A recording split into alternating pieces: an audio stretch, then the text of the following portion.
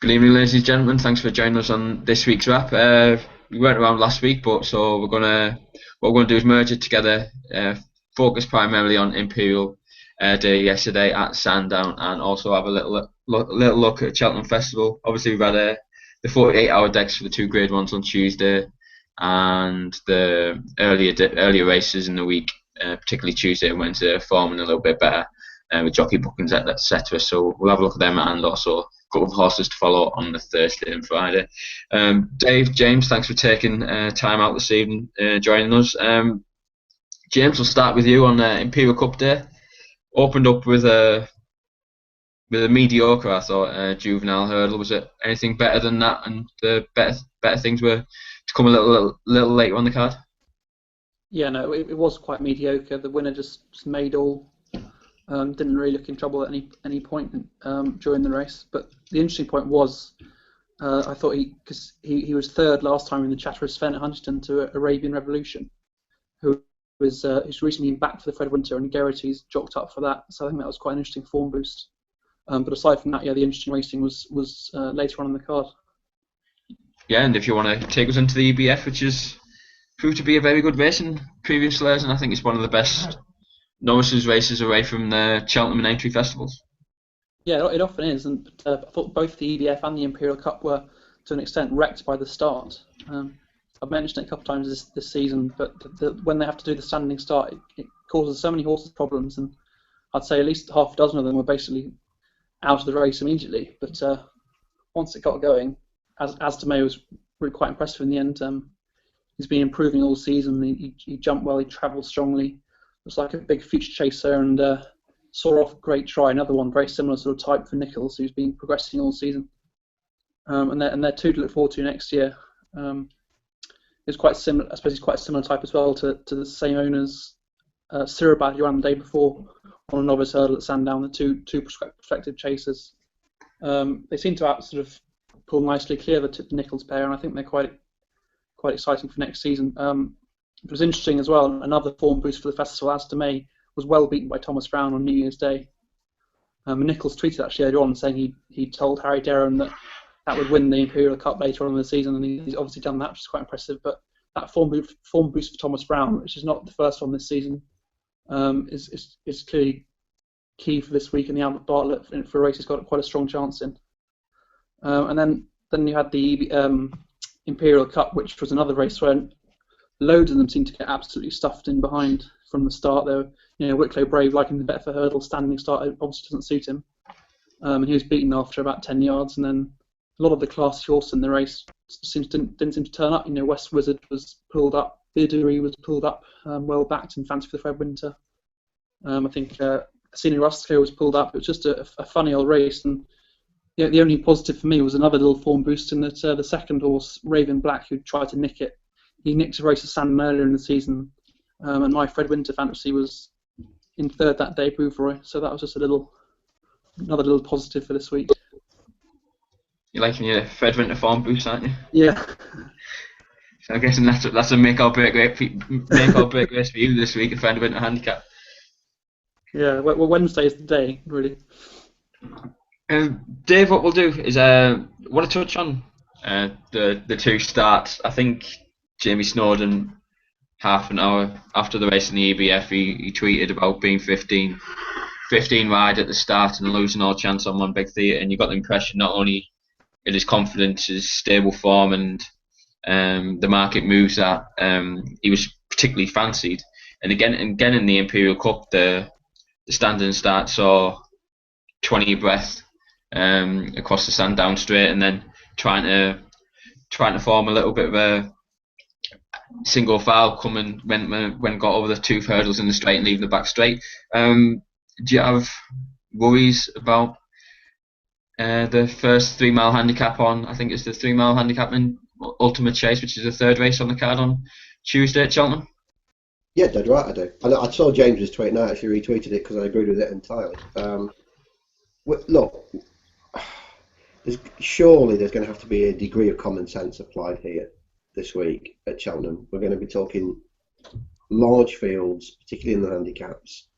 that, and you only want, the way that starters are looking at this, you just literally want one horse that's coming in at faster than a rising trot or a jig jog. I mean, there's such grey areas, aren't they? There's such stupid grey words. There's nothing, there's nothing set in stone or anything. Why can we just not get a line drawn, and say, right, you all stand behind that, and then when I get up here, that from there, then you can start to move forward, and however it is, 30 yards or whatever behind. There's got to be better ways of starting races than we've got so far. It's worked so far this season. A lot of the time we've had small fields and it can work fine, but it's still going to be in the hands of the starter and how he interprets horses coming in. That's what it's ultimately going to come down to. And you're going to end up with, as you say, a Mambo 30 situation where he was beaten after about a quarter of a mile. He was posted so wide he couldn't possibly get in touch. And all right, perhaps he didn't run his race, but regardless, he was absolutely no way going around Sandown's turns. He was going to give that much ground away and still have some sort of a chance. So there's got to be, I think, some degree of common sense applied from the starters this week, or we're going to end up with some really farcical situations, to be quite honest. And nobody wants that. Nobody wants that. We all want to see are clean run races where the best horse wins, and there could be situations this week where that does not happen. See, playing devil's advocate, if I had a nice prominent position on the inside and I wanted to front one, and there's a couple of front runners who were a bit further away from me, but they're still up there from the off, then you could start a little bit of a jig jog, get the false start, get you turn round, and you've still got an inside position, and the other 2 or 3 front runners is going to be 4 or 5 wide. So say it's wildly open to manipulation if jockeys wanted to. If you know that there's 2 or 3 horses that are going to want a running start at it, and nothing stopping you sabotaging the start and getting them all from getting everybody going from standing starts, and as you say, pick your own position up the inside, make sure you're in pole position, sabotage the start. Look, I'm not saying this is going to happen. I'm not saying jockeys would even, I'm sure they're an entirely honest bunch. Number one, Dave. Look after number one. Jockeys are an entirely honest bunch, and I'm sure they would never even consider doing it. But it does leave it open to manipulation, doesn't it? It's just this week will be a real acid test for how well these starts are going. So far this season, generally they've been pretty good, but we saw it at Sandown at the weekend, you say, twice when it didn't work, and they were both in big fields, and that's got to be a slight concern for this week. On a side note, obviously you said there about Monbeg Theatre. When you're looking back at the form book, there's going to be a couple of horses who spring up out the woodwork, out of these forms, who've never had any chance straight from the flag fall, who might surprise and you might get a bigger price in the future. Dave, was there any in the 2 in the EBF? Because I thought Great Try still looked a little bit of a gormless animal. I think he's probably going to help with another year in between his back. And anything in the Imperial? I totally agree with that. I actually thought between the last 2, both the Nichols pair were travelling well, and I thought actually Great Try was just travelling that little bit stronger, but had probably 3/4 of a length to find with the other one, and then Adam May, I know he's won, but his head carriage wasn't all that it could have been, and he's probably still a bit green as well. Actually, I think both of them are a bit. Well, you said you love the word gormless, don't you, Dan, for the second? Yeah, but yeah, I know it's me. He's running around a bit, coming to the last. He still doesn't quite know what's required of him. Both the first 2 will go on. A horse that sort of benefited a bit from that, and I think will do all right next season. Actually, when he sees a fence, Sidbury Hill back in 5th, who battled on really well once he was headed. He's another one that's going to be crying out for a fence next season. Wasn't a bad effort. He's slowly progressing this season. Well, that wasn't a bad effort again. I can see him doing all right. I don't know what to make of the Imperial Cup. It's, as you say, it could just end up being an absolute nonsense of the race. If there's something to take out, it'd probably be Sunbuckle, who should. Oh, he's gone. Should be completely. He's a nutcase, isn't he? Yeah. He is a bit mad, but definitely. definitely plenty of talent there with it, though, Dan, isn't there? There is. If he can, It I seemed think if they can hold. it was a bit of a stop and start, and you saw him. You got the impression that Thistlecrack, I think, approaching the second last, that they're all going to pull away from him, and then he had a little bit of a kink, and then Paddy Brennan went on the inside, and all of a sudden he went, oh, I'm in a race here. I've got a rail on the inside. I'll start putting it in. Where I think he's. But what obviously the talking after the race was about the small syndicate. I think Value Racing Club. Yeah, Dave, yeah, you do the smaller tracks, to put it politely, and you probably do see these little syndicates who are winning a Class 5 handicap, and it means the world to them. Hats off to Dr. Newland, isn't it? I think even the Value Racing Club put a piece out when they actually bought a horse and said we're looking at trying to win a nice couple of novice hurdles, and then possibly a big Saturday horse and an Imperial Cup horse down the line.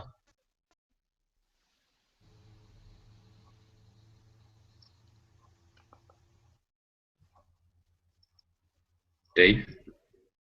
yeah, got you. It's all right. You'd be breaking up on me, Dan. Yeah, Alright, fine. I'd seen that. I'd seen what they put up. It was yeah. I mean, it's good to see. Everybody likes to see the little guy doing well, don't we? And everybody likes Dr. Nealand as well. Everybody likes the good doctor. So what was not to like? To be honest, you could have given me 20 picks, and I still would have struggled to get everything expressed out of that. To be quite honest, um, as the form goes, I don't know what to make of it at all. I don't know whether it'll work out in the future or not. I mean, the Ebony Express may well have a go in the week. May well go back and have a crack at the county hurdle for the bonus. So good luck to them if they do. You know, the very best of luck.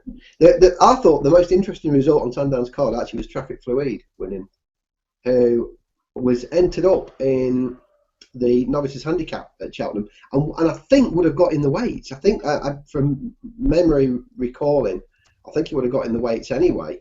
So when he sort of turned up Saturday and he's in this, I straight away got to thinking, oh, he must actually need a penalty to get in then. And actually, he's been taken out of the handicaps and all he's in is the JLT.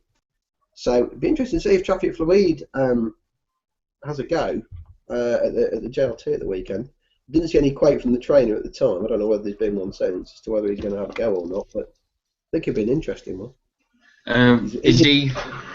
I've got him down as Said Aguji Mark 2. Skip this, go to Aintree, and then see where he goes. Because I get the impression that Gary Moore's pretty happy to duck Cheltenham with a novice, not the be all and end all. Yeah, possibly, but you'd ask the question as to why he was put in there in the first place. Then he must have known. He's looked like a horse this season that from the moment he stepped on that track at Ascot, he's looked like a horse that would end up in a handicap at Cheltenham. You thought he was going to end up in a novices handicap at Cheltenham, and given that he was in the weights and that he's in form and that he's improving and his jumping's getting better with every run. If he'd have turned up, I'd have thought he'd been an interesting contender, to be honest. But still, no.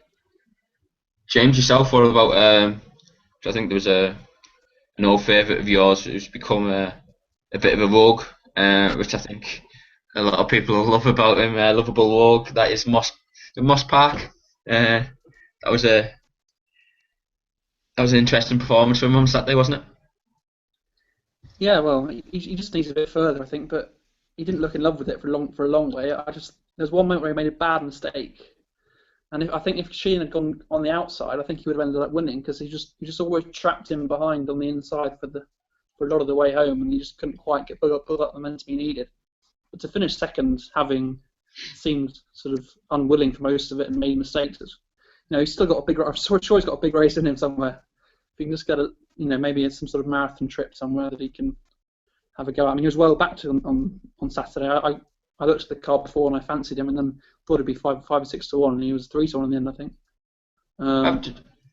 Just looking at his form, it's given the way that he jumps, he's had a hard task of it. He's went obviously Sandown last start. Time before that was Cheltenham. Time before that was Warwick. So they give him they could have picked far easier tracks for him to go around with a nice 3-mile handicap with him. Yeah, but when he ran at Warwick, he jumped really well actually until he made one really bad mistake, and I think he's become a bit more erratic since. But he's not going up in the weights, is he, at the moment? He's in the 120s. He might have gone up a bit after that, but I'm sure he's better than that. And I was looked at some replays of yesterday earlier, and I couldn't bring myself to watch that again because it was too annoying. But I'm going to keep following him. It's just frustration. Almost, I get hooked on some Emma Lavelle horses, and I end up getting frustrated far too often. But I'm convinced this is one that's going to win something. Well, you never know. And Traffic Fluid, right lines, am I thinking that he could be certainly a Grade 2, Grade 1 possibly horse in the future? Yeah, he was very impressive, wasn't he? He's only 5, and I don't think Cheltenham was ever really on the agenda for him. He won at Plumpton, I think, recently, and that was impressive. And Gary Moore said he just didn't. I don't think he wanted to test him so quickly. He won well there, and that race third one at Ascot, Dave mentioned. I think Village Vic won out of it again recently, didn't he? Impressively at Newbury. So that's probably quite a decent race. I think was it King's Lad won. Yeah, Traffic Fluid's improving fast, and he's clearly got a nice future next year as a 6-year-old. And he could be the sort of Salada Gucci type in the colours of Megastar, who promised something similar but didn't quite deliver. And the bumper was a bit of a lively contest with Brian Cooper's mount, Willie Dixie clipping heels, and I got the impression that, listening to the interview post-race, Ruby Walsh, the actual class of the horse, just got him to the front way too soon, which he'd like on Babylon de Mott. And those in beyond weren't any back numbers, I thought. A bumper to follow for you, James? Yeah, I thought it was a really, really interesting race. A lot of good mares in there. And it's possible the winner didn't actually finish, but she'd have been very good to win that. The winner was tracking Megan Nichols on Lifeboat Mona throughout, and I thought she was actually a bit unlucky really, because she came around the outside, got to the front, and seemed to sort of switch a button, and Lifeboat Mona quickened instantly. And as soon as she did, the horse, the riderless horse went straight across and knocked her sideways and stopped all momentum, and that let Ruby out through on the outside, and she went impressively clear. She did it well. I thought that she was impressive. The second stayed on nicely. The third was obviously Lifeboat Mona, who was unlucky. And I thought the fourth was a real eye catcher, Copper K, because when Lifeboat Mona was thumped sideways, she ended up sort of falling back into a lot of laps, and they all sort of bunched up, and it just forced Copper K backwards, which basically ended her chance. But she stayed on really strongly up that Sandown hill. And I think she's another one to follow from the race. I think those two, third and fourth, Lifeboat Mona and Copper K, will probably reoppose at Aintree in the mare's bumper there, and I think they'll be very hard to keep out of the frame. And Dave, it was wrapped up with a fairly interesting race with a yard which is banging form. Nigel Hawke, I think he had a couple of winners in the week, which he sent to Catterick. I think he had a nice horse. Sarah Peddick win the bumper, which I think was bought actually in France by Nick Williams, which could be one to have in your notebook. And Annie Turge, I was wondering why this wasn't then over 2 miles, because I've had probably a fair decent whack on Annie Turge over 2 miles, but 2 mile full, I thought it was a bit of a stretch, but considering the mistake down the back, I think he left its hind legs in the water jump. It's a yard which is in great guns at the moment, and probably I think Sam and Gary's probably its only entrance in Cheltenham at the moment, but I might give it a little closer look on next week.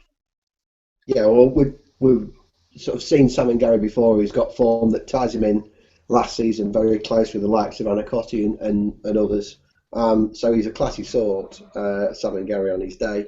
Yeah, Annie Turge, a Catherine Fry favourite, isn't he, Annie Turge? Yeah. He's one, isn't he? She loves Annie Turge. He's back to form here. Presumably, he will go on and have a crack at the Cheltenham April meeting now. I think for the last couple of years he's running the handicap chase there on the first day. He may even have won it one year. I think. He won it in 2013. Yeah. Yeah, I thought so. That's going to be an obvious target for him, isn't it? Because the ground will be decent for him, which I think he needs these days. So that would be your obvious target. Yeah, he had 2 winners at Carlisle, didn't he? The other one was quite impressive as well. I'm trying to think of the name of it now. We had the bump winner, and there was another one. Grey Borg, who backed up. I think it was a conditional win at Exeter under Tom Bellamy. It was Grey Borg. Grey Bug, yeah, that's right. Jumped really well at Carlisle. Skipped over his hurdles. He looked a nice prospect as well for the future. So as we mentioned earlier, we've got a couple of declarations for the two Grade 1 races on the Tuesday card, the Champion Hurdle and the Mares Hurdle. But we'll start with you, James, obviously, because your bread and butter is the Supreme Novices Hurdle. So what wins? Hopefully Shane's Hill. Obviously Duvan has been so impressive. I think he's much more interesting than Lamy Serge, who seems to be a popular form choice at the moment. People suggesting he should be shorter, possibly should be favourite, but he's got jumping issues, I think, and that jumping's not been exposed in these soft ground, small field races where he's been sort of hacking up. I mean, it was a very impressive turn of foot he showed at Sandown, and it was a very smooth success from Jerry Field, and a race that's worked out. But in the Supreme, when they go hard and his jumping's put under pressure, I think he'll probably get left behind by a couple, particularly Duvan, who's very, very slick. But again, with him, there are a few unknowns, and he's probably too short given those unknowns, whereas Shane Hill's been to the festival before, ran an excellent race in the Champion Bumper, he won the Punchestown Bumper. He's got that ability to go hard and go the whole race. And I thought his jumping was fine against No More Heroes, so I think he's got a massive chance in Albert Bartlett. And he made one slight error, which meant he had to quicken up before he probably wanted to, and just got outstayed. And over this 2 miles, it should really suit him being able to sort of just sit probably quite handy and be able to quicken relatively early and basically ask them to chase him down, because there are a lot of another nice horses in there like Jolly Allen and Albicio Veal, and Tell Us More now to an extent, who are all sort of big, weak chasers, and they might not be, battle hardened enough to really go on. It'll just be interesting to see whether something can get to him. If Lamy Serge's jumping does slicken out, does flatten up a bit, because they would have bound to have schooled him a lot, then you never know. But he'd definitely be one I'd be happy to sort of leave out of exacta type bets. And Dave, for yourself, I'm looking for a wobbly on the form booth with Seedling after we beat him at Newbury last year as a chance for him. Guarantee him booked in the plate. Yeah, he probably didn't get the credit, did he, for his Cheltenham win, because of the way that the race was run. I think people just thought they were 1 or 2 behind that probably hadn't run their races, etc., etc. But the race was running a decent enough time, and he deserves to take his chance. He's done nothing but improve, and I know Gavin's spoken. I know that Warren rather spoke well of him, on the occasions when I've met him this season. He speaks of him in raptures, so he deserves to take his chance here. He's got an outside chance at the places. So yeah, the other one I thought was interesting. I know he's a nutcase, but Kiwi would be. He'd probably have more speed than a lot of these, more natural speed than plenty of these. But whether he's just going to do what he normally does and hang badly left after the last and just chuck all chance away, and that's going to be the big worry. If you keep him straight, I think he's got a great chance. Lamy Serge for me is the foremost of the race. I think he's the one to beat. He's got the best form in the race. He'll be the one that everybody's giving you these offers day one. Hills and Paddies and everybody are offering you these terrific offers, but he'll be the one that I'll be backing, I think, on the day for Lamy Serge. I think the Arkle's pretty much undersourced to lose, unless anyone wants to say any differently. I appreciate what you say, but I'd like to give a word for Three Kingdoms each way. I think he's been massively underrated. I think his early season form just seems to have been glossed over as no good. But twice this horse has finished upsides of Vibrato Volta, once over hurdles and once over fences. It's no fluke. He's going to travel well. He will travel better than most in this race in behind, because he's got the speed to do so. His jumping's got better. Doncaster wasn't good, but John Ferguson's come out afterwards and he said, he had a bit of an accident at home. He got a bit fiddly with an open ditch, frightened him a little bit. So and Doncaster was on about trying to get his confidence back together. But a lot of schooling with him since. And I think he's quite interesting at 20 to 1 each way. I think he'll get in the places at worst. Yeah, I think obviously people will be looking at his Cheltenham form. He's bombed out twice. One was under an amateur, so I think he can figure that out. He's bombed twice, Dan. I don't think that's a little unfair. But he's run he's run all right here on more than one occasion. I think. Yeah, You know, I'm going to say there about the keenness when he ran back here in November 2013. He was, I think, he was matched at a low 2-1 in running. So it's the makeup of the race is going to suit him, isn't it? On Tuesday. Absolutely. You know, a decent pace will suit him. He doesn't need to chase it. A few of these will try and chase it, and he doesn't need to chase it. He'll be happy to sit midfield, jumping, popping away, and he will travel better than a lot of these. And I can see him getting in the frame. Really can. James, undersaw. He's McCoy's ride, isn't he? Yeah. The one thing about the Arkle I'd say is I thought Smashing was a really good bet for the JLT, and now he's going to the Arkle, which I thought was a shame because he ran well in the Coral Cup and he proved he stayed further. So I think he's quite a classy horse. Whether he's going to get anywhere near understow, though, I'm not sure. JLT was the race for him. Obviously, the two races which we've got the declarations for is the Champion Hurdle and the Mares Hurdle. I think the connections have wimped out any power, given them the Mares Hurdle options pretty much. Is it a penalty kick for James? Well, yeah, it is if she's the same horse she was last year. I mean, I sort of been watching his art, thinking how he seems to have turned a corner in some way. Just a bit unlucky to get mugged at Scott in the by Roberts further there, and then I just sort of forgot about last year and how Annie Power absolutely destroyed him on 2 occasions. Just showing how good she is, and if she is like that again, she'll probably destroy this field. But I never like backing horses that have come back from some sort of issue, even if it might be minor and it was the potential to have a hairline fracture or something like that. But it's a long time off, and she's not like Quevega, who was done specifically because she's difficult to train. She was done because she had an issue and she was a bit keen last year, and she can be keen. So there are just a few niggling doubts that would stop me, piling in at sort of 2 on whatever she'll be. There is a. And also, sorry, go on. Also, her stablemate's quite a tough opponent. So nearly beat Quevega last year, and she's impressed all season this time round. So it's not like she can run miles below her best and still win. I think Dave, Polly Peacham seemed to be the each way better choice last week. Is there anyone else other than Polly Peacham, or is it her for yourself No. to third place? No, I've been banging the Polly Peacham drum since April last year. I was absolutely blown away with her win in the listed hurdle here at the April meeting last year when she put Le Unique and the rest of them to the sword, and that was a tremendous. Just go back and watch that race again if you get a chance. It's a tremendous turn of foot she shows that day on good ground. And Barry's looking for his usual. You can see what's happening as well. You can see Barry Geraghty looking for his usual favoured rail spot between the last two as they swing in. Can't get it because everything's in. There's plenty. He's got a wall of horses in front of him. She's just made a mistake to her. She's just back on an even keel again. So quickly she's back on the bridle and then comes to the last and then just sprints away from them up the hill.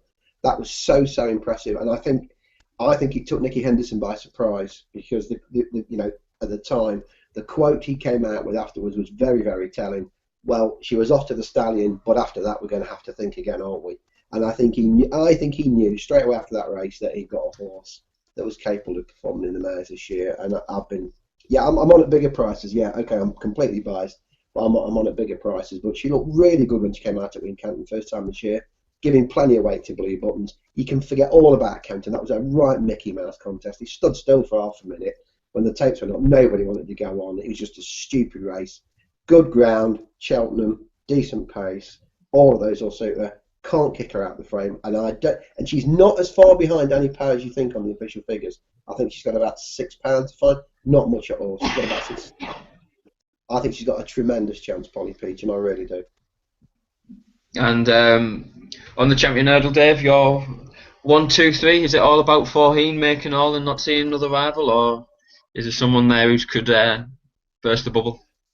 Well, I've been in the new ones camp all season. I don't really want to start changing horses in midstream. Pardon the pun. Now, I want to stick with the new one. I appreciate that Faheen may well be the second coming here, and he's probably. I mean, the thing is, if nobody wants to go on here, Ruby's going to be able to dictate his own fractions here, and letting Ruby dictate his own fractions is a dangerous game to play. He will be able to start this race as he wishes. That's not going to play into the hands of the new one, I don't think, who would probably want a quicker run race than this. On saying that, we've seen this year the new ones turn a foot again at Cheltenham when he gave £7 and a beating to Vaniteur. He does come up the running well. You look at him last year, when after he's been hampered at the third, and he's coming home better than anything after the last. He breaks poor old Hurricane Fly's heart as he flies past him and leaves him for dead at the running. I think it'll be closer than people think between Faheen and the new one. I can, if you're on Faheen at bigger prices, great. I'm on the new one each way at sort of 5 and 6 to 1, and I'm happy with that. I can't see it out of the frame, but it does look to me, the 1, 2, 3 are going to be Faheen, the new one, and Jet Ski in whatever order. I can't see anything else getting in it personally. And James, I think Faheen was probably the most impressive performance last season out of the novices. Is he going to cement his position or is he going to put himself at the top of the position of the top pecking out of the 2 mile hurdlers? I think he should do. I mean, there's always a chance he won't run to form for whatever reason. He might have travelled poorly or something, or just something goes wrong. But when you look at what's going to beat him, the new one is going to have to come there at the last and do him for turn of foot. But I think Faheen's turn of foot is better than anything else in the race. And if they want to go very, very hard and test stamina, well, he's won over 3 miles, and he probably stays better than anything else in the race as well. And generally, he just looks classier. So I think he has to underperform not to win, and do it quite impressively. I just think Hurricane Fly is going to run better than a lot of people think. He's done so well this season, and I think at Cheltenham last year he wasn't beaten that far, and at Punchdown he was wrong basically. And I think there was just something happening to the end of last season, and I think he's got a very, very, very good chance of maintaining the form over Jet Ski, for whom last season everything went absolutely perfectly, and it had 2 horses knocked out of the race for him, and his rider up the hill was Might Enter Yours, who doesn't necessarily find as much as you'd hope. He's very keen, made a mistake at the last. I just think Jet Ski's not quite the sure thing to be placed that a lot of people say. Your 1, 2, 3. I'll go for Hurricane Fly, the new one. I've always been a fan of the new one, but that Haydock run is just, the more I think about it, the more concerned about it, even though at the time I sort of felt like I'd just ignore that. But now I think Hurricane Fly is going to do better than people think, and Faheen will win well, and then Willie Mullins, I just want to talk about Hurricane Fly afterwards. That's all I want to talk about. How brilliant he was finishing second. I think that's very fair. I think he's got a good chance of finishing the places Hurricane Fly, and as per you, James, I think he's going to surprise a few. Come Tuesday, on Tuesday's card, is there any other bets in the races or horses you want to talk up? We've got the Ultimate Handicap Chase, we've got the National Hunt Chase, and we've got the Novices Handicap Chase. Anything in those 3 races for you, James? Well, I think Paul Ferguson has ruined the price on Pendra, hasn't he, in the Festival Handicap Chase? He said he was back to 25 to 1 or something like that. He always gets big prices, that guy. He always gets big prices. Yeah, now he's 7 to 1 favourite, and I thought Ned Stark was on the outside and be quite a short price, but he's got some competition from him and the Druid's nephew, who's Geraghty's agreed to ride. But yeah, Ned Stark's horse I like a lot, and he's probably best in the handicapper. And I think he's going to be difficult to kick out of the frame in a race that Alan King has traditionally done very well in. And in the last race, I do like Knockhouse. He seems to lack the pace of Stellar Notion at Kempton. I think it was around Boxing Day or the day after Boxing Day, and he was, he made a couple of slow jumps. They weren't real errors, but he wasn't far off in second. And I think a little bit more stamina involved here at Cheltenham, and he's run it okay at Cheltenham before. I mean, he was well beaten by King's Palace, but he ran okay. And if he can come back to the same sort of form he was at Kempton and race a bit more, the stamina is a bit more important. Maybe he'll jump a bit lower now with a bit more experience. I think Knockhouse is interesting in that last race, which is essentially very, very difficult. Dave, is there any other horses of interest to you away from the Grade Ones? I can only echo what James was saying about Ned Stark. I think he's got a tremendous chance in the Ultima. Has looked better than a handicapper, and it's interesting that Alan King's been pretty keen to talk his chances up over the last sort of couple of weeks. Although he's gone very quiet now. It's no actually in time he's gone very quiet, but he's been pretty keen on Ned Stark for a while now. I think he'll go well. The 4 mile is quite interesting. I looked at the race again this morning.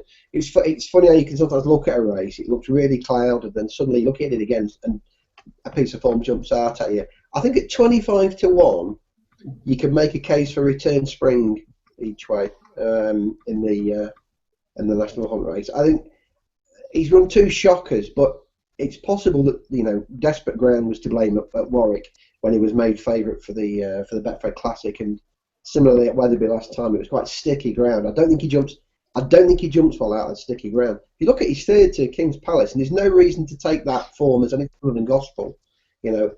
He's going to have a chance here. The good ground will help him. We've seen him come good at Cheltenham before. We know he acts on the track. I think there's just about enough in the price. He's already jocked up as well. Kieran Gethins is going to be riding. So you've got one of the better amateurs on board too. I think there's enough in the price at 25 to 1. Possibly get involved with him. I think that if it's good ground, that's going to help his jumping no end, and I could see him winning the race. It's very fair shout. Like he says, he's got a very able amateur in the plate there with Kieran Geffins. I think he had a winner yesterday, didn't he, at Chepstow? So he's definitely one which with a future. Dave, we'll stay with you. I think we've had James mentioned there about Paul Ferguson and anti-post vouchers and big prices. You've always talked about Mr. Mole in the Cream Mother Champion Chase as a possibility, and I know you've always liked Syed Agouji after last year. Is it them two for yourself in the Champion Chase? It is, yeah, all the way. Syed Agouji is getting crabbed for only winning at Chepstow, which is ridiculous. Look. The problem with Syed Agouji was never that he wasn't fit. The problem with him was just getting a bit of confidence back into the horse, which clearly he needed after Newbury. And Chepstow, he's just put, Grey Gold, who's a bit of a Chepstow specialist, giving him a stone and 6. He's jumped well all the way around. He's cruised around. He's barely out of second gear. He's put up a good clock. That to me is the most solid piece of recent form that there is in the race. I think he takes all the beating again this year. I mean, if he's back to something like, he should go off favourite for me, and he's the most likely winner.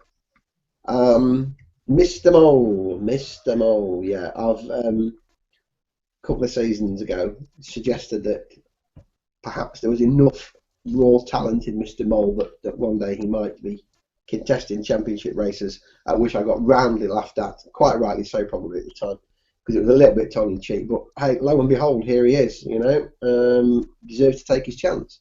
It's the all-new improved Mr. Mole, isn't it? And I think he showed, and the other thing was, last time at Newbury, okay, he's played up at the start. If he plays up at the start here, it's game over. He's not going to be, they won't be jogging out the gate this time. There will be some pace on. They ain't going to be jogging around here, especially Charles will probably make sure of that. So if he messes around here, it will be game over for him. If he can jump off on terms, what he did show at Newbury was that he doesn't have to lead, which it was sort of thought of before that was the reason for his improvement, that he'd got a new running style and that out in front was the way to ride him. As it sometimes is for these horses, that for whatever reason they won't go past other horses. Quite often that works. It's a tactic that's been used a bit. Put them off in front so they don't see any other horses, and that way they've got nothing to pass. And look, he's always had the basic speed, Mr. Mole. One thing he has got is plenty of speed, and he's got a high cruising speed. His jumping seems to have been sorted out this year.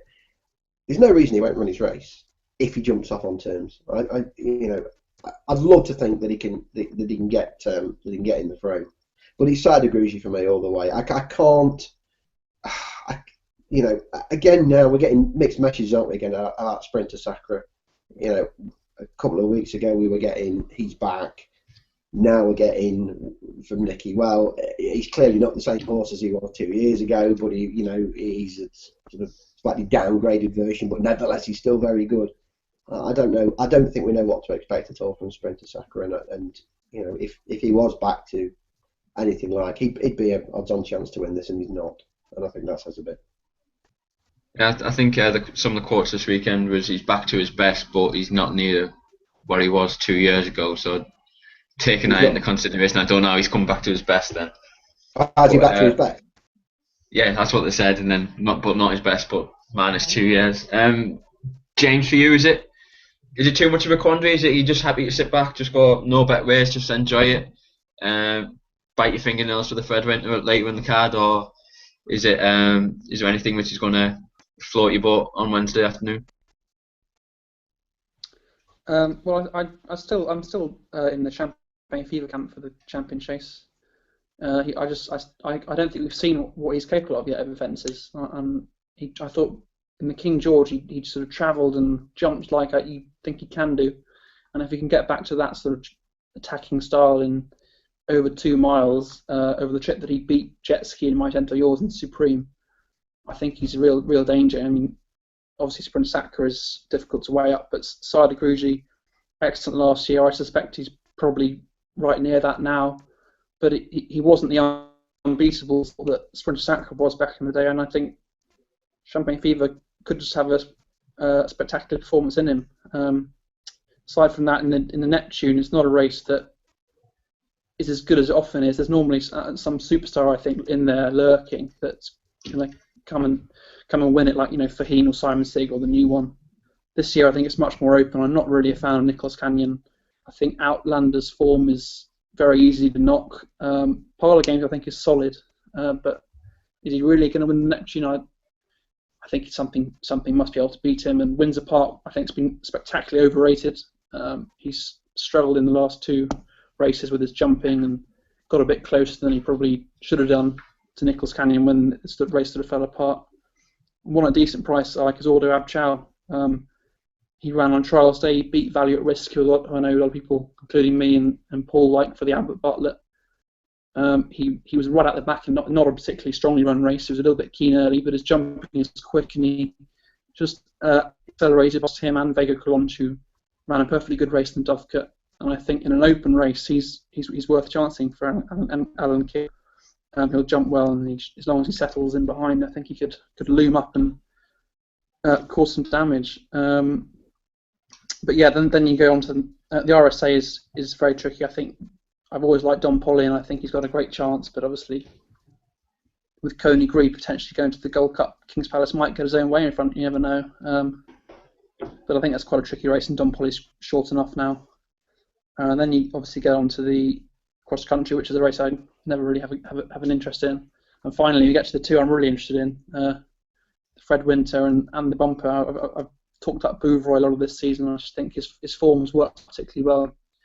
With QE's race, he was in 4th, and Cardinal Water came out and hacked up. The 6th has won since. The 3rd, Royal Vacation, went and bumped into potential superstar, I think, in Manila Rocco, who's really, really exciting for next year when he goes chasing. I just think that form's worked out well. He still hasn't gone up at all for the race, and he stayed on nicely into 4th with very tender handling. I just think the race is going to be made for him. And then the Champion Bumper, I've also talked about Super Sunday before. He's with the Potts now bought him. He's gone to the Bromhead, and there's lots of positive noises coming out. Johnny Burke said he'd been riding him out and work, and was at a preview night saying he's an absolute beast. And I really am quite hopeful, because I'm not sure Mullins he's got strength in numbers, but I'm not sure they're the superstars he has had in the past. Yeah, I think also a point was that Bouvroy, when you asked Paul Nichols at the preview night, he's very swiftly moving on. So that's that's a tip in itself. Dave, on the Wednesday card, like James said, you've got a couple of open-looking Grade 1s in the RSA, and Neptune obviously hurdles before tackling the handicaps and the bumper later on. Is there anything which sticks out for you? I thought definitely Red was possibly an each way shout in the Neptune at about 33 to 1. Yeah, it's Mr. DeLargy is not here tonight. He's pretty keen on Definitely Red. He says he's massively overpriced. Jumped really well at Haydock when he beat Fletcher's Flyer, and has got form that gives him an each way chance here at 33. I know he's pretty keen. I'm with James on Auto KO. I just want to see some rain for him. I think he might just want softer ground than he's likely to get. Temperatures apparently are going to be going up Tuesday, Wednesday, sort of mid-teens, and if that's the case, the ground is going to dry out pretty quick. I know Rory walked the course after the weights were announced on the Wednesday, and although there was some juice in the ground, it was the grass growth was very patchy in places, and that will dry out very quickly, he says, and you may well end up getting quicker ground towards the end of the week. And bearing that in mind, I think if you're likely to see Coney Gree anywhere, it will be here in the RSA. I think by Friday, I think the ground may well have dried out further still. And I think if you're going to see him anyway, I honestly don't think, at the back of my head, I don't think we'll see him this week. I don't think we'll see Coney Gree. I think they'll swerve them both. I just got the feeling that the ground's going to quicken up too much for him, and they'll not risk him and take him out. The one I'm keen on in the RSA, I think the one that he'll probably get the run of the race, is the young master. We just haven't seen how good the young master could be yet. I think he's surprised everybody this season, connections included, by how fast he's improved. And he will get this. He'll have every chance. He's going to get this run to suit. He'd be my each way selection in that. Coral Cup, I've got no interest in whatsoever at this stage. I do like Livius as a horse. I think 2.5's too far for him. I think he wants a drop back in trip. I think he'll probably win something at Aintree. As far as the Glenfarclas goes, best bet of the week. Best bet of the week in the cross country. Any currency wins it hands down. What's going to beat him? He's putting a really good record together over the cross country fair. Like, don't laugh, Dan. Look, a 5-to-1 winner is going to pay the same whether you back it in the cross country or whether you back it in a championship race. You still get paid the same. You don't get anything extra for looking like a clever bastard and picking something out 6 months ago that wins at 5-to-1. Any currency wins this. He's Martin Keithley's best chance of the week of getting a winner. He'll be absolutely cherry ripe. You look how he ran against Balthazar King at the weights here when he was fourth to him in December. He was badly in at the weights that day. He ran the best race he's ever run over the cross country fences. Wins next time out. I mean, what's he going to be up against? He's going to be up against a few trees and yaks and this Tutankhamun from France with Rocky on board that's up and down in the saddle like nobody's business. You know, he's a great bet. You'll be able to get 6-to-1, quarter the odds each way. I would suggest to you that's the best each way bet you'll have all week. Owned by Cash's Fred King. Winter's more. What about what? Owned by Cash's King, yeah. I'll give it a miss, thank you. As far as the Fred Winter goes, the only one I quite like is Arabian Revolution. I think John Ferguson could have a good week, you know. I was so impressed with Arabian Revolution at Huntingdon last time. Put in a massive figure, beat Matarico, third in that, Ultimate Act, came out next time down, hosed up, and he couldn't get anywhere near Arabian Revolution that day. He was 17 lengths off him at the finish. I think, again, he's just, you know, this speed test. He was second to Beltor time before as well, last week. I think he's got a really good chance for Fred Winter. Barry Geraghty already jocked up. I think he's got a terrific chance. And anything in the bumper for you, Dave, or is it all taken out for hurdlers for you next season? Notices? Never. Yeah, I never put anything up in the bumper until I can actually see him in the paddock, Dan. As well you know. So. Well, Thursday we've got GLT Temps, the big race on the day. Well, possibly there's two now. You've got the Ryanair and the Ladbook World Hurdle. James, we'll start with you on the Ladbook World Hurdle. We've got the first two, more of that, and Annie Powell's out of this race due to injury and other engagements. Is there anything in this race which takes your eye at the moment? I thought Lieutenant Colonel was probably one of the improvers in the race, who's probably had this as a target since the middle of November, whereas your old flame, or possibly current flame, Sophia Duray's had this as a bit of a afterthought. Yeah, I think it's a very, very tricky race. Safford is quite short now. He was price-wise a while ago. I think I can't be overconfident that he's going to progress massively on trials day, but on the Cleeve hurdle. But if he does, I think he will win because the trip is fine. But there's plenty of doubts with him. Zarkanda, there are obviously doubts whether he's going to see it out. It's difficult with him. And Tom Portu, heavily backed in the Cleeve hurdle, didn't win. So the expected improvement after a long layoff is not guaranteed, which he probably needs if he's going to win this race. And you talk up Lieutenant Colonel, and you're right. What you say, he's improving. This has been his target, but I don't think the Irish form is up to anything really. Beating Jetson, he won the race at Punchestown where plenty of them, the Grade 1 at Punchestown where plenty of them underperformed, and he's quite consistent now. But I don't think that's a level that would normally put you with the chance of winning a world hurdle. But then this could be quite a weak open renewal, so it's quite difficult. People are starting putting up Briar Hill recently because of that run where he suddenly sort of lit up on the run to the last and then fell. But I thought Delegue was already in relatively good control of that, and he's not, or did get out even, but he's not going to. He wouldn't be competitive in a world hurdle like this either. I don't think, even in really bad ground. So it's a nasty little race, and I haven't got a particularly strong opinion on at the moment. And the Ryanair is a Foxwatch supplementary. Should he have been supplemented for the Gold Cup in your opinion, or is this a softer race? He probably should have been. It was an excellent run last time, but if you're thinking of trying to give him a bit more experience at Cheltenham, a sort of stepping stone towards the Gold Cup next year, with that being your ultimate aim, it's a perfectly reasonable race to go for. He won nicely over 2.5 at Leopardstown, I think, around Christmas, maybe after that. So the trip's not an issue. His jumping's improved a lot. That form last time looked pretty good behind Carlingford Lock. The Ryanair is an open race, getting more open all the time with these horses pulling out. So I think it's quite an interesting move, and it could be quite a clever one. But in the Ryanair, I'm going to stick with Takan Desoy. I thought he just blew up a bit last time over a trip that's probably too far, but he travelled nicely into the race, and I thought it was a good performance last year to win the JLT that's been knocked, but I think that all the front three have had their issues this season.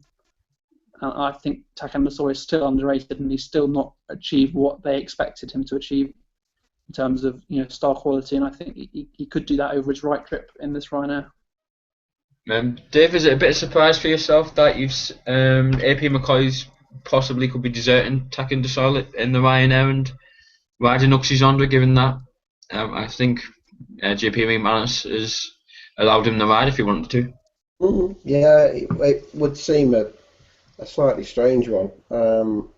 It was interesting to hear John Joe talk about Takan Desoy at the weights launch. How he was sorely tempted by his handicap mark, actually, which you can sort of see where he's coming from. 5.4, like a Grade 1 winner on 1.54 looks reasonably well treated. So I think actually, if he turns up here, that might actually be a clue as to his chance that they're willing to forego what could be, not a penalty kick. There's no such thing as a penalty kick in the handicap, but what looks like a fairly good mark in the handicap to have a try here. So the fact that AP deserting to go to Uxie's Onda quite possibly, it's a strange decision. It's a very open race. I haven't, funnily enough, Thursday's card in general, I've got no great strong opinion on, as I have the sort of first 2 days.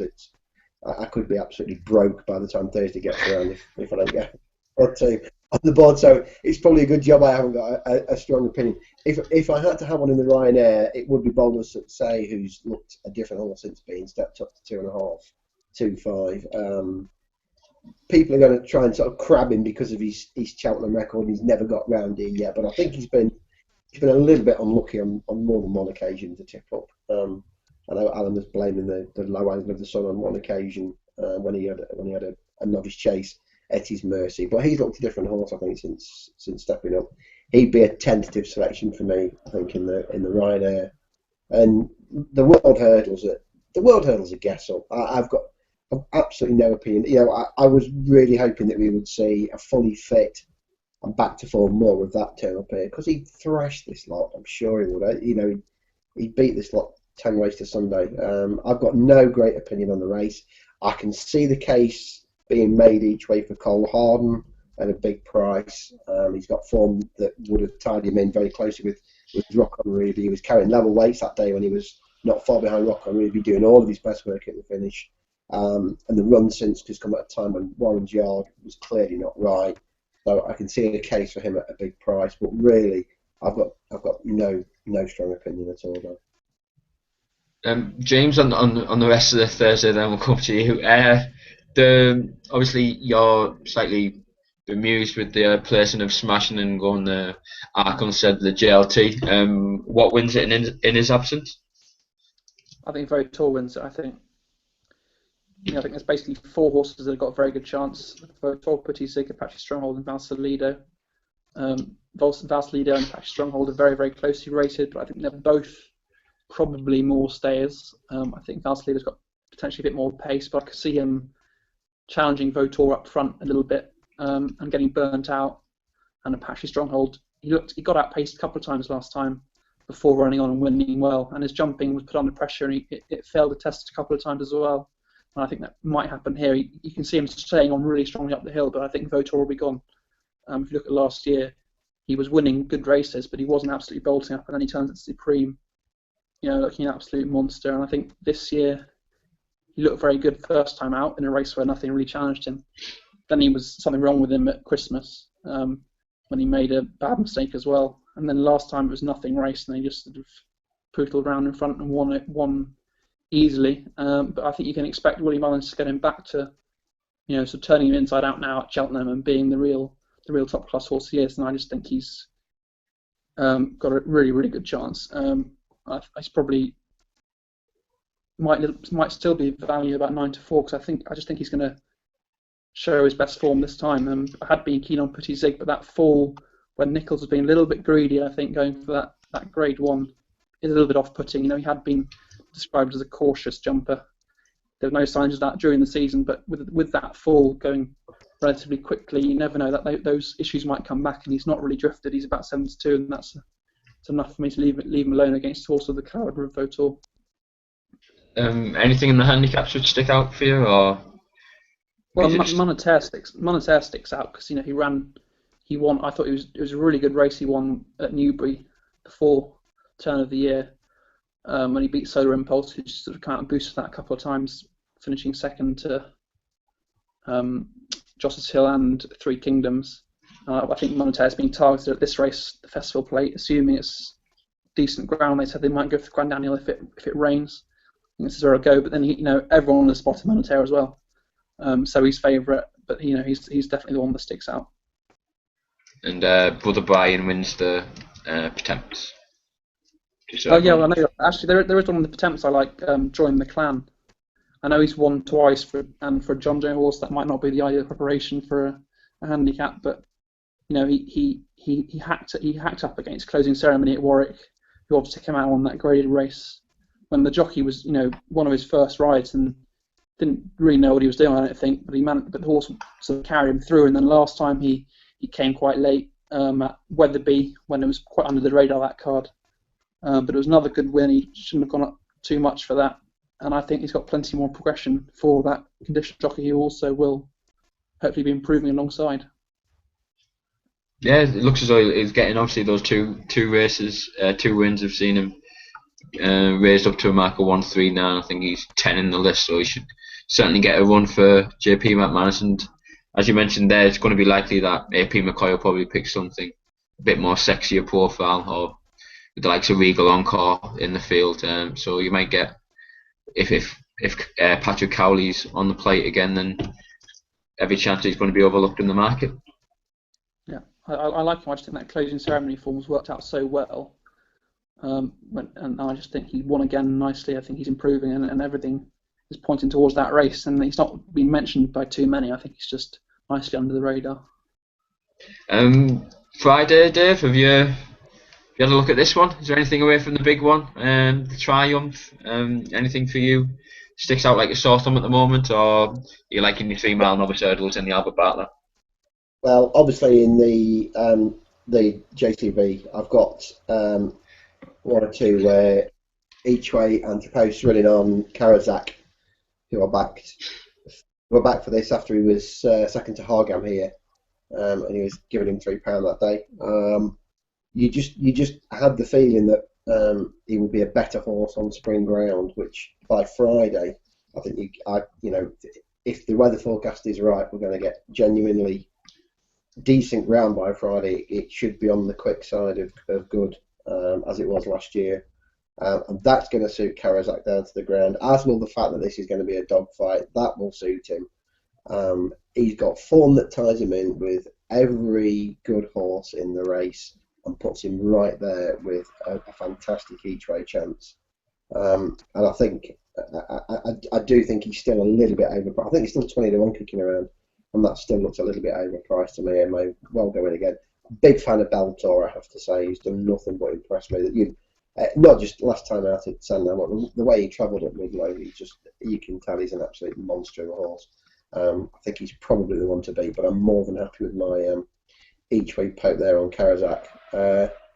County Hurdle, the one I really fancied, is going to be a non-runner, unfortunately. Again, I was going with another John Ferguson horse in Chesterfield, but he got taken out last week, which was a bit of a shame. So I've not really had a proper look yet at the county. I've got to sit back and look at that one again. The Albert Bartlett's a race. I'm never a great fan of this race, I have to say. I think it's a very difficult race.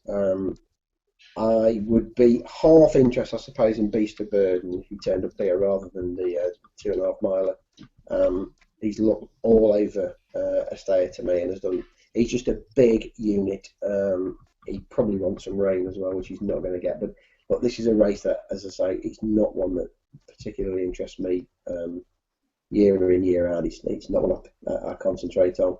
And then Gold Cup time. What wins the Gold Cup? I do not know, is the honest answer. I think it's a very, very difficult race. I can look, Silvagnaco Conti last year for whatever reason. We know he didn't quite get home. But last year's race, the more you watch it, the more it just turns into the most bizarre race. It's almost as if there's a force field running down the middle of the track after the last. The horse is going all over the place trying to avoid it. It's just a really, really strange race. He's the one to beat. Silvagnaco Conti has to be the one to beat. He's done it all this season. I think they will be very positive on him this time around. And I think he's the most likely winner. I think it's a difficult race, though, in saying that. I think there's plenty you can give chances to. And I still would be ruling out a repeat from Lord Windermere either. Again, by the time Friday comes around, the quick round's going to really suit him. Just a very, very difficult race, then, I think. James, what about you in the rundown on Friday's cards? Is there anything which you've... I think the majority of the people who've been on this podcast or broadcasts throughout the season have been impressed with Peace & Co. Beltor's snuck up on a lot of people. I think Time Form have him only £6 behind Peace & Co. Where have you nailed your colours, Master? Well, I obviously Beltor was very, very good. I'm not sure how much he beat at Kempton. He showed a nice turn of foot, but I don't think all yours is rated too highly by Nichols. And he won a nothing race at Taunton before that. And third, Bivouac. I think it's only middle of February, but he already looked over the top after these runs. He was very flat. He was being forced to put big jumps in just to stay involved. But yeah, he was impressive. I think essentially he's a sort of Peace & Co. light. Beltor, he pulls hard, nice turn of foot, but I think Peace & Co. is probably a step above. But there is an issue with Peace & Co. I think there's a chance he might beat himself in the same way people are talking up under So's temperament. I think Peace & Co. might be a few issues there. I know he had issues before and after his last run at Cheltenham. So that probably be enough to have a go at other horses in the race. I think Henderson's got a very good chance of having a 1-2-3, to be honest. That might not be particularly difficult to say because they're all very well fancied, but Hargam's impressed, and that good ground at Musselburgh saw him look the sort of horse people had said he was. And obviously he's beaten Karazak, and if he can improve, he's going to be very difficult to beat, but he's obviously been heavily backed in the second favourite. Top Notch, I think, is very, very solid, and he's for a sire I love, Polyglot. I think he's got more in the tank that you'll see here, and he's very dangerous. But all the Irish juveniles look a bit iffy. I'd be prepared to chance De Cosimo at 14-1 because he beat Prussian Eagle easier than the two in the Grade 1 Spring Juvenile. He's a nice big horse that's going to be improving, and last season Mullins' best juvenile, and probably the best juvenile around actually. Abyssial was a similar sort of big chasing type who just improved all through the season before winning at Punchestown. De Cosmo could be a similar type to that. But I think it's all going to be very difficult to get him into the Henderson trio, because I think they're very, very solid. After that, county hurdle, there is also, I do like in the county hurdle, Hawkeye. He won the Fed Winter last year. The festival form's always useful. And this season he had good ground once, and that was his debut of the seasonal reappearance, and he won well at Aintree, beating Gardler Victoire in that race. He obviously won the Greatwood. He's been to Musselburgh since I think it was the Scottish County Hurdle, or Scottish County Hurdle, and he travelled okay into it on ground he didn't really like. Made a really bad mistake at the last, still finished third. Then he went to Kelso and he met Glingerburn, and he got a bit hampered 2 out, but still wasn't that far away from Glingerburn, who then came out and obviously beat the Twiston Davis Juvenile, Bristol de Mai, and that form's worked out well. And I think he's probably still a little bit better than his mark, which is relatively high, but I think he's probably better than that. And on the quicker ground, back at the festival where he's had his finest hour, I think he's very, very dangerous, and I think he's 20 to 1, which is a very reasonable price. The Albert Bartlett, it's a very, very open race. So I think it's a really, really good race. So there's absolutely loads in there that can win and be better than they've looked. I don't really like Black Hercules to win this. I think he's only had 2 runs. There's not really enough there to suggest he deserves to be quite as short as he is as favourite. I do like No More Heroes on that Shane's Hill form. I think he's going to be very difficult to beat the way they talk him up in Ireland. He scoped badly last time. I think you can forgive him that. There's value at risk. He's obviously very, very good.